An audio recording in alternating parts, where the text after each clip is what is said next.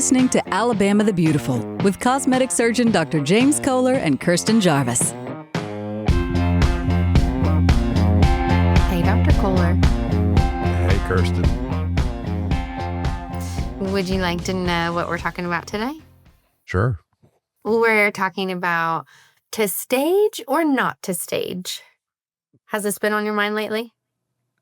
No, well, maybe. I don't know. What are we talking about? Staging or not staging? What, breast surgery? Breast surgery, yep. Whether some patients can do like a simultaneous lift augmentation, or sometimes you have to split it up. Actually, this is a good subject. I guess, first of all, I would just back up and say, we get a lot of women that come in after either weight loss or kids, various reasons, and they want a breast lift.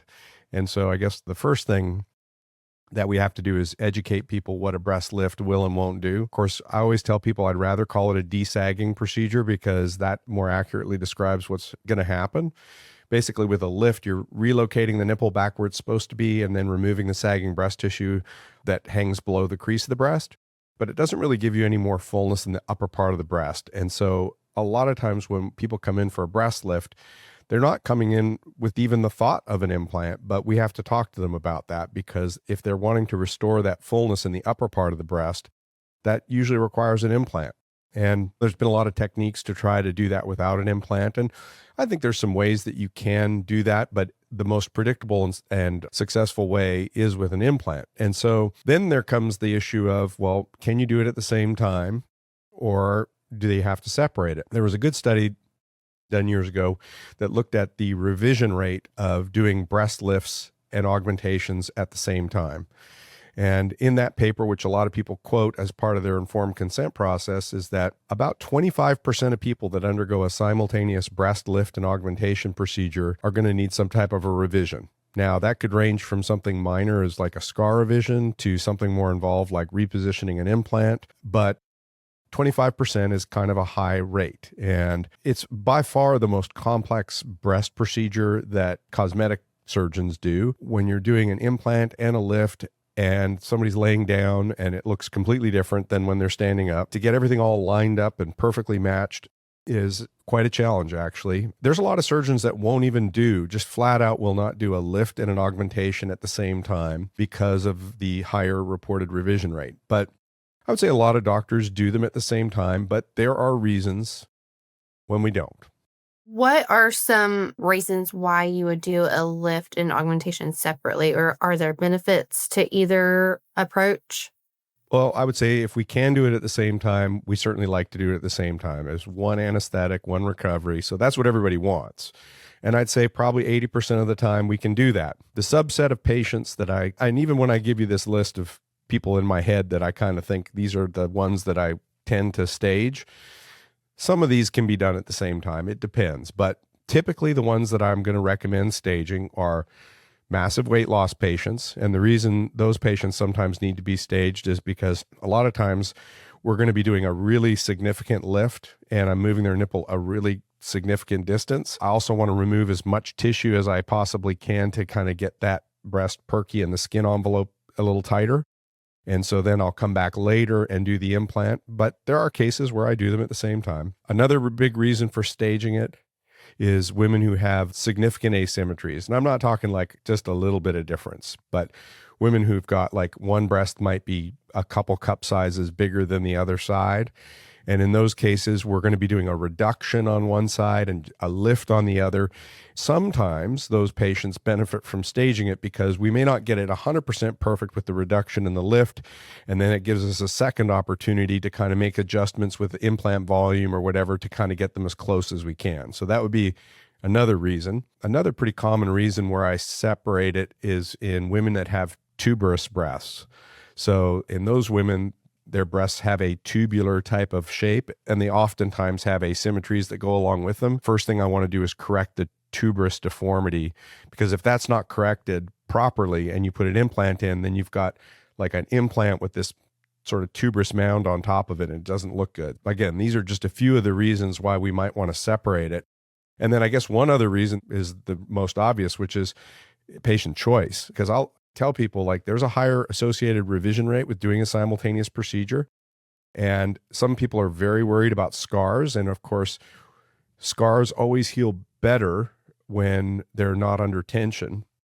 And if you've got an implant in there that's putting a lot of tension on your incisions, that there's a possibility that that could create widening of your scars. If they're really worried about it, they may want to elect to do it as two different procedures. But I'd say most people, it's not the case because they don't want to pay for two anesthesias, two facilities. They don't want to have two recoveries. And so as a surgeon, we kind of would like to get the procedure done as one if we can as well. So that's really the optimal thing, is if we can do it all at once. But I definitely think if your doctor's recommending that you separate them, you should definitely pause before kind of going ahead. Ultimately, you can probably find somebody that's willing to do what you want. And some people will do that in doctor shop and get the answer they're looking for rather than maybe what's best for them. But if you have somebody that's recommending separating it out, make sure you fully understand why they're recommending that.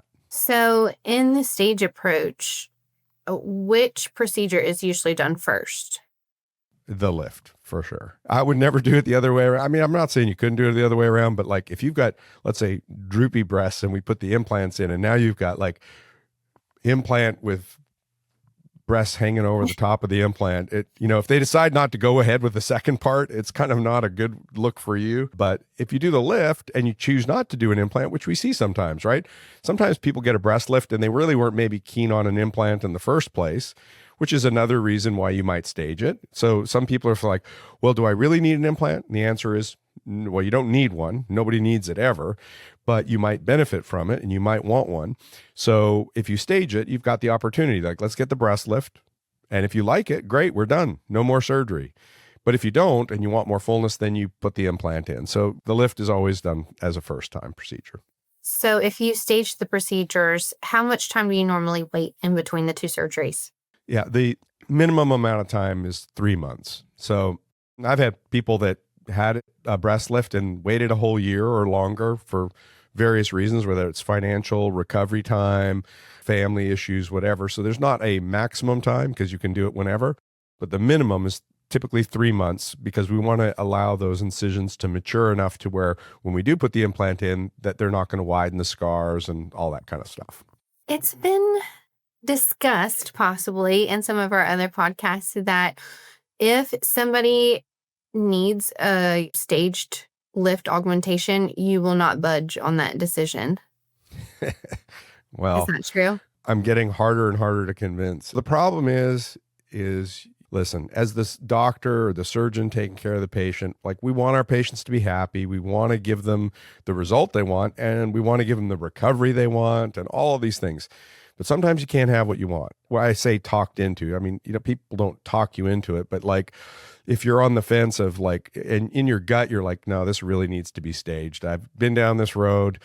We're going to get a predictable result. Question is, well, can you? Well, yes, you can. But if your past experience says we're going to have probably a 30% chance of a revision here or whatever, maybe then the best thing to do is to say, like, let's do it staged. I've been doing this long enough now that if they don't like what I have to say and they go somewhere else, my feelings aren't hurt.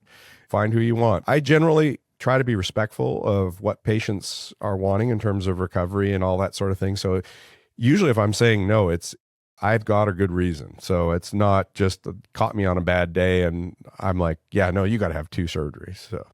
So what are some risks of combining the two surgeries? If you would rather do it staged and this person just absolutely only wants one surgery, what are some risks of that?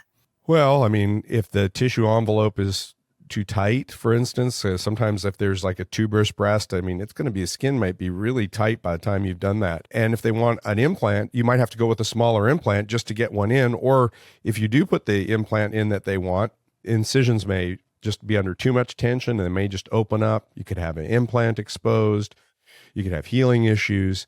And, that can happen. It's not common, but those kinds of things can happen. Or widening of scars, or the implants, because I mentioned it's a little more complicated. Maybe the implant doesn't settle and you have to go back and reposition the implant, which, for some people, in fact, there was an editorial or a comment, I think, on that article that I was referencing earlier. Somebody said, well, although the revision rate of 25% is pretty high, it's still lower than the 100% reoperation rate if you do two surgeries. So, yeah, I mean, and okay, that's true, right? Like if you say, well, we're going to do two, that's committing 100% to two surgeries versus, oh, there's 25% revision rate. I mean, I still have a 75% chance of doing one surgery, but you can't look at it that way because sometimes that 25% is like maybe more, maybe it's not just a simple revision and then maybe it's two surgeries, or maybe it's like now you didn't get the result you wanted and it's very hard to go back and get you that because we didn't do it the way we should have. So anyhow, you got to be careful how you look at those numbers. Is recovery, I guess I want to say, better for like a lift versus an augmentation or vice versa? A breast augmentation, typically, we tell people, oh, you'll be off pain medicine 3 to 5 days. It's not a bad recovery. But in a way, I think a breast augmentation is a more painful recovery than a breast lift. The incisions are more extensive with a breast lift, but we're not lifting up your muscle. We're not putting anything up under the muscle.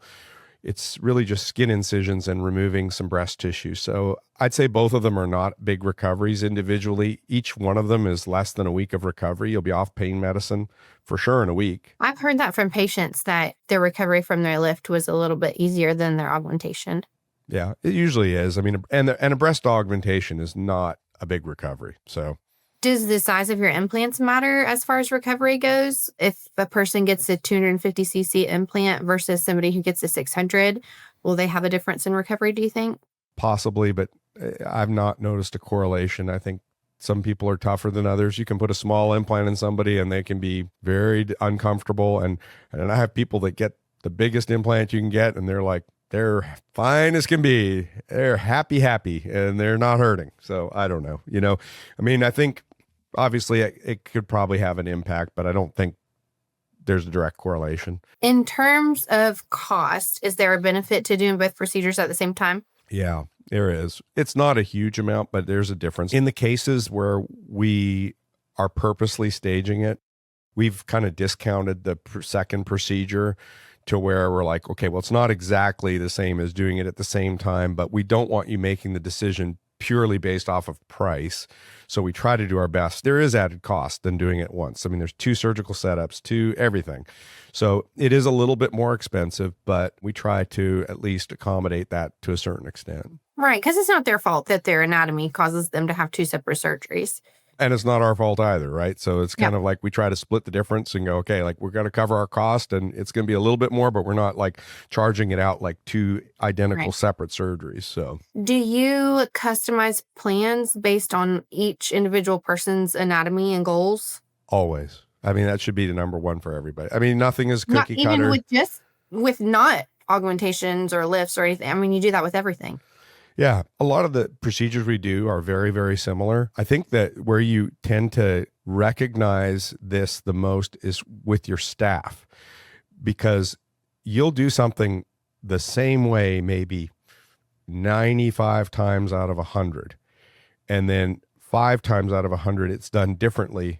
And it's because of your years of experience and training, and everybody's going, why are we doing this different?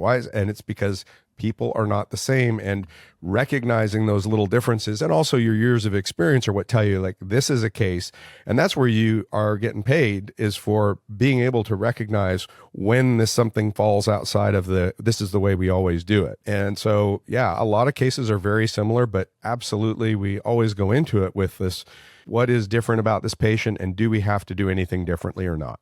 You talked a little bit about scarring, and part of the reason of staging surgeries is to hopefully limit scarring. Are you able to elaborate a little bit on that? Not really. I'm going to tell you why, because I have had patients that have gone with actually pretty big implants and did a simultaneous breast lift and augmentation and have perfect scars. And I have patients that have separated it where they're like, oh, I don't want to have the tension on the scars. And yes, in theory, that is correct.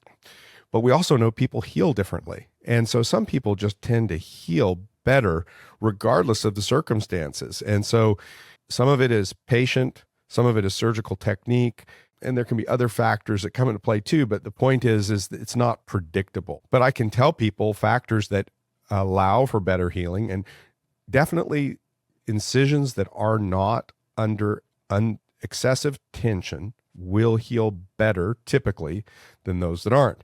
But then you've got the patient factors. And then some people have more reaction to suture. And so they end up with more redness and prolonged redness. And some people are prone to keloids, although, we don't see that often. We see some people with keloids or hypertrophic scars. There are a lot of different factors. And that's why there's no way of you could never look somebody in the eyes and say, well, definitely if you stage it, you're going to have perfect scars versus if you separate it or do it together.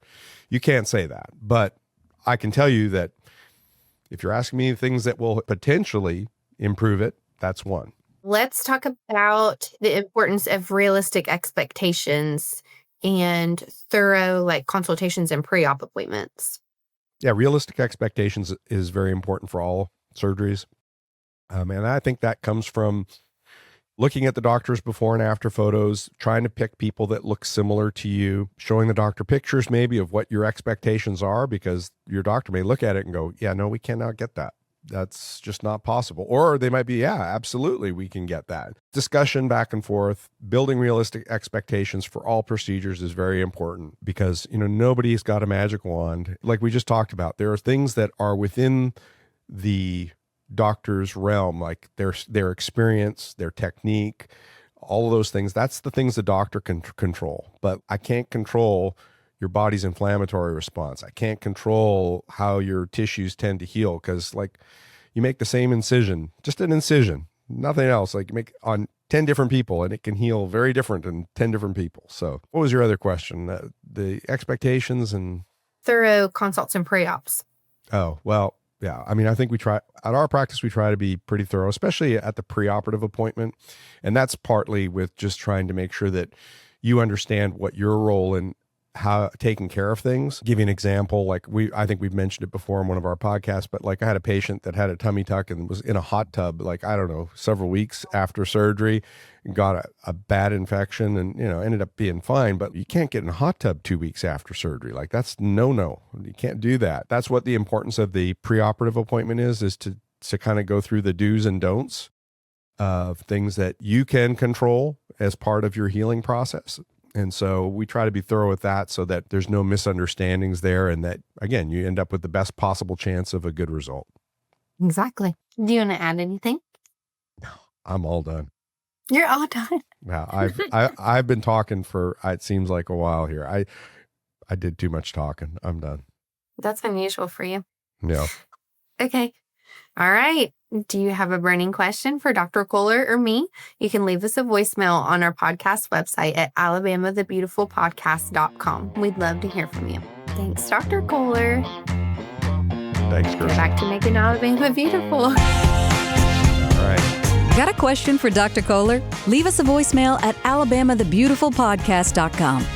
Dr. James Koehler is a cosmetic surgeon practicing in Fairhope, Alabama. To learn more about Dr. Koehler and Eastern Shore Cosmetic Surgery, go to easternshorecosmeticsurgery.com. The commentary in this podcast represents opinion and does not present medical advice, but general information that does not necessarily relate to the specific conditions of any individual patient. If you enjoyed this episode, please share it and subscribe to Alabama the Beautiful on YouTube, Apple Podcasts, Spotify, or wherever you like to listen to podcasts. Follow us on Instagram at Eastern Shore Cosmetic Surgery. Alabama the Beautiful is a production of The Axis, THEAXIS.io.